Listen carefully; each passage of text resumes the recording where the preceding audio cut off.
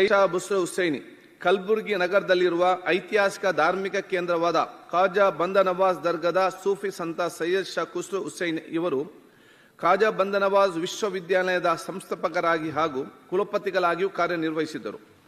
Khaja education ಸೊಸೈಟಿಯ ಅಧ್ಯಕ್ಷರಾಗಿದ್ದ ಇವರು ಹೈದರಾಬಾದ್ ಕರ್ನಾಟಕ ಭಾಗದಲ್ಲಿ ಶಿಕ್ಷಣದ ಮಹತ್ವದ ಕೊಡುಗೆ ನೀಡಿದ್ದಾರೆ.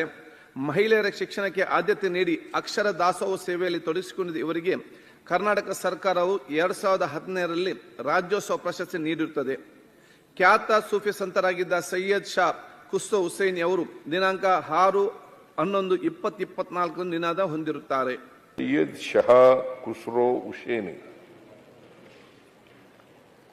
ಇವರು ಕಲಬುರಗಿನಲ್ಲಿರ್ತಕ್ಕಂಥ ಐತಿಹಾಸಿಕ ಧಾರ್ಮಿಕ ಕೇಂದ್ರ, ಅಲ್ಲಿ ಖಾಜಾ ಬಂದ ನವಾಜ್ ದರ್ಗಾದ ಸೂಫಿಯವರು ಸಂತ ಸೈಯದ್ ಶಾ ಖುಸ್ರು ಹುಸೈನಿ ಅವರು ಮತ್ತೆ ಖಾಜಾ ಬಂದ ನವಾಜ್ ವಿಶ್ವವಿದ್ಯಾಲಯದ ಸಂಸ್ಥಾಪಕರಾಗಿ ಕುಲಪತಿಯಾಗಿಯೂ ಕೂಡ ಕಾರ್ಯನಿರ್ವಹಿಸಿದರು. ಇವರಿಗೆ 2017ರಲ್ಲಿ ನಮ್ಮ ಸರ್ಕಾರ, ಅವತ್ತು ನಾನು ಮುಖ್ಯಮಂತ್ರಿಯಾಗಿದ್ದ ಸಂದರ್ಭದಲ್ಲಿ ಇವರಿಗೆ ರಾಜ್ಯೋತ್ಸವ ಪ್ರಶಸ್ತಿಯನ್ನು ಕೊಟ್ಟು ಗೌರವಿಸಿರ್ತದೆ. ಅಂತ ಒಬ್ಬ ಸಂತ ಸೂಫಿ ವ್ಯಕ್ತಿ ನಮ್ಮನ್ನು ಅಗಲಿದ್ದಾರೆ. ಅವರಿಗೆ ಅವರ ಆತ್ಮಕ್ಕೆ ಚಿರಶಾಂತಿ ದೊರಕಲಿ ಅಂತೇಳಿ ಪ್ರಾರ್ಥನೆ ಮಾಡ್ತೇನೆ. ಇವರೆಲ್ಲರಿಗೂ ಕೂಡ ಅವರ ಕುಟುಂಬ ವರ್ಗದವರು ಅವರಿಗೆ ಸಹಿಸ್ಕೊಳ್ತಕ್ಕಂಥ, ಅವರ ಸಾವಿನ ದುಃಖವನ್ನು ಸಹಿಸ್ಕೊಳ್ತಕ್ಕಂಥ ಶಕ್ತಿ ಕೊಡಲಿ ಅಂತೇಳಿ ದೇವರಲ್ಲಿ ಪ್ರಾರ್ಥನೆ ಮಾಡಿ ನೀವು ತಂದಿರತಕ್ಕಂಥ ಈ ಸಂತಾಪ ಸೂಚಕ ನಿರ್ಣಯವನ್ನು ಬೆಂಬಲಿಸಿ ನನ್ನ ಮಾತುಗಳನ್ನು ಹೇಳಿದ್ದೇನೆ. Sky Sunshine School, step towards better future. Knowledge Park, the creative school for quality and innovative education. करें एक बेहतर कल की शुरुआत आज से. Noble Public School. Syed Shah Khusrau Husaini ಇವರು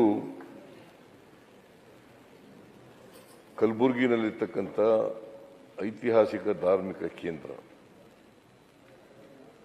ಅಲ್ಲಿ ಖಾಜಾ ಬಂದ ನವಾಜ್ ದರ್ಗಾದ ಸೂಫಿಯವರು ಸಂತ ಸೈಯದ್ ಶಾ ಖುಸ್ರು ಹುಸೈನಿ ಅವರು ಮತ್ತೆ ಖಾಜಾ ಬಂದ ನವಾಜ್ ವಿಶ್ವವಿದ್ಯಾಲಯದ ಸಂಸ್ಥಾಪಕರಾಗಿ ಕುಲಪತಿಯಾಗಿಯೂ ಕೂಡ ಕಾರ್ಯನಿರ್ವಹಿಸಿದರು.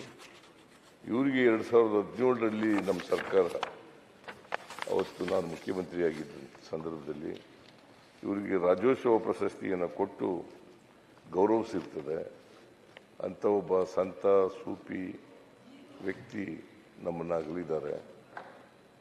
ಅವರಿಗೆ ಅವರ ಆತ್ಮಕ್ಕೆ ಚಿರಶಾಂತಿ ದೊರಕಲಿ ಅಂತೇಳಿ ಪ್ರಾರ್ಥನೆ ಮಾಡ್ತೇನೆ.